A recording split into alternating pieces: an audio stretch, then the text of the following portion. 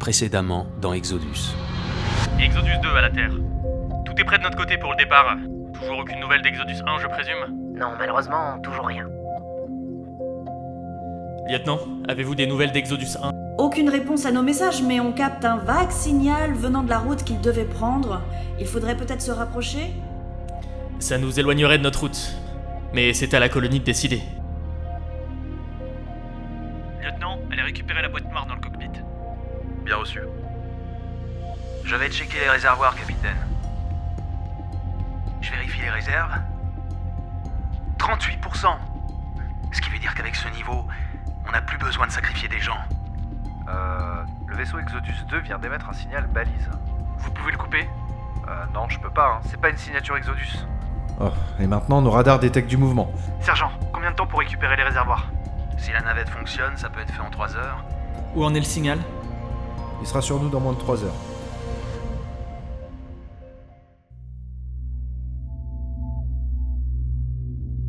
Je vous vois venir. D'un point de vue extérieur, ça doit être facile de se dire qu'on a fait les mauvais choix.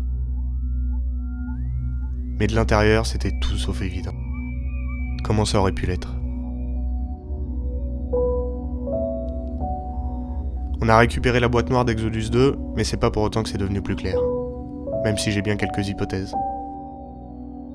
Ils étaient persuadés que le signal qu'ils avaient capté était le nôtre. Ils venaient nous aider même si ça allait à l'encontre de leur mission.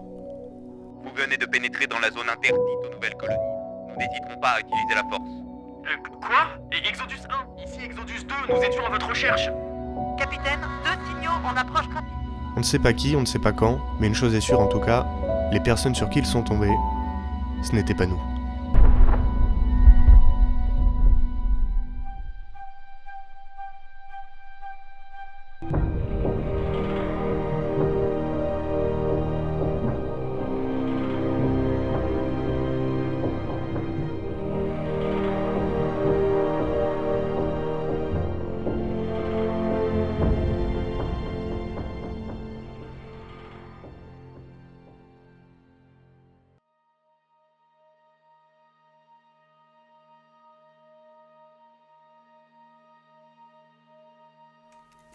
Bon, voilà le topo.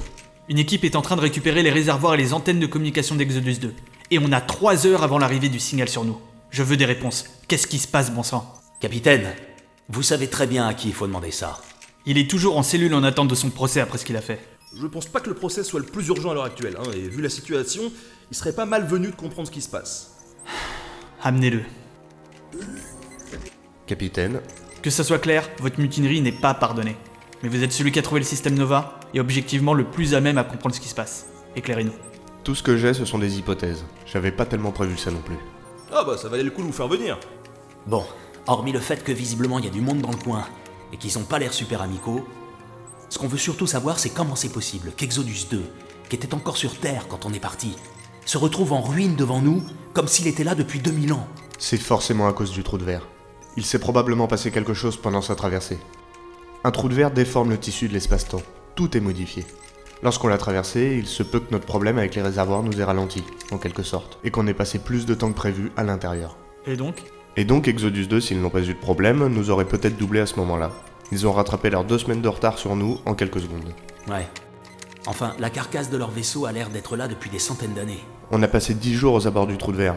On s'est peut-être arrêté trop proche, et on était toujours impacté par cette déformation. Enfin, ça reste une hypothèse. Attendez, si j'ai bien compris, nos problèmes dans le trou de verre nous ont ralenti.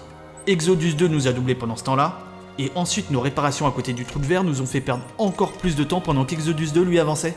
Ouais, c'est ce que je pense. Et on parle de combien de temps de perdu? J'en sais rien du tout. Mais vu la tête de l'épave, je dirais plusieurs centaines d'années au minimum. Quoi?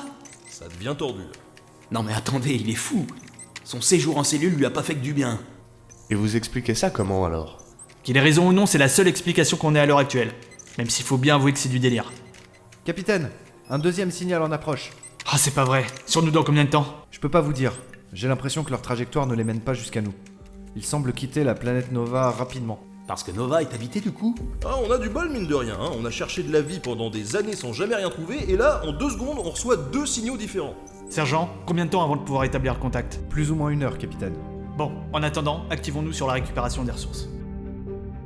Portée, À distance, capitaine. Ouvrez une fréquence. C'est à vous. Ici le capitaine du vaisseau d'exploration Exodus 1. Nous souhaiterions entrer en communication avec vous. Si vous nous comprenez, répondez-nous s'il vous plaît. Nous ne sommes pas hostiles. Je répète ici... Nous vous avons entendu.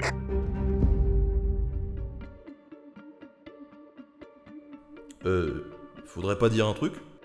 Veuillez décliner votre identité. Nous sommes de la République Novéenne. Vous êtes vraiment Exodus 1? Envoyez-nous votre code balise. Code envoyé.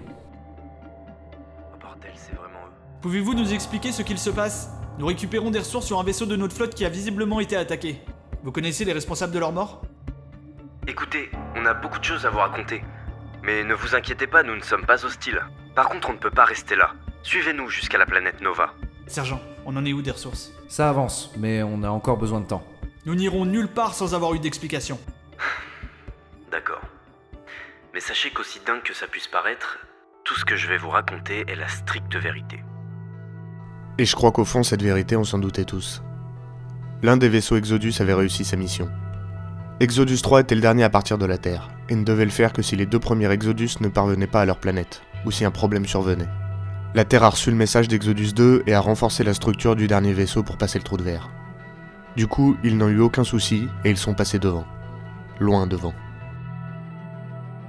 Exodus 3 s'est installé et a prospéré, pendant qu'on accumulait du retard. Qu'on le veuille ou non, la Terre que nous avons quittée n'existe plus. Et aujourd'hui, il va falloir que l'on trouve notre place.